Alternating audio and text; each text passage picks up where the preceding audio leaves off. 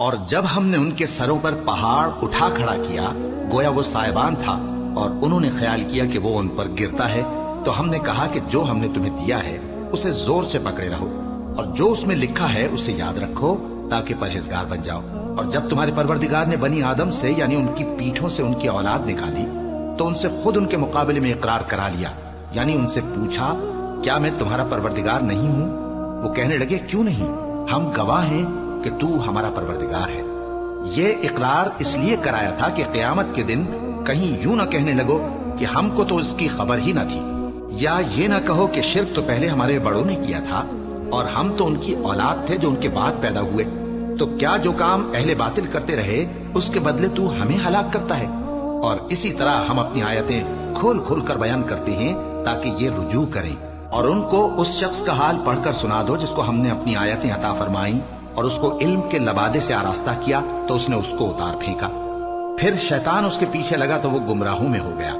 اور اگر ہم چاہتے تو ان آیتوں سے اس کے درجے کو بلند کر دیتے، مگر وہ تو پستی کی طرف مائل ہو گیا اور اپنی خواہش کے پیچھے چل پڑا، تو اس کی مثال کتے کی سی ہو گئی کہ اگر اس پر حملہ کرو تو زبان نکالے رہے، یا اسے یوں ہی چھوڑ دو تو بھی زبان نکالے رہے۔ یہی مثال ان لوگوں کی ہے جنہوں نے ہماری آیتوں کو جھٹلایا، تو ان سے یہ قصہ بیان کر دو تاکہ وہ فکر کریں۔ جن لوگوں نے ہماری آیتوں کی تکذیب کی ان کی مثال بری ہے، اور انہوں نے نقصان کیا تو اپنا ہی کیا۔ جس کو اللہ ہدایت دے وہی راہیاب ہے، اور جس کو گمراہ رہنے دے تو ایسے ہی لوگ نقصان اٹھانے والے ہیں۔ اور ہم نے بہت سے جن اور انسان دوزخ کے لیے پیدا کیے ہیں، ان کے دل ہیں لیکن ان سے سمجھتے نہیں، اور ان کی آنکھیں ہیں مگر ان سے دیکھتے نہیں، اور ان کے کان ہیں پر ان سے سنتے نہیں۔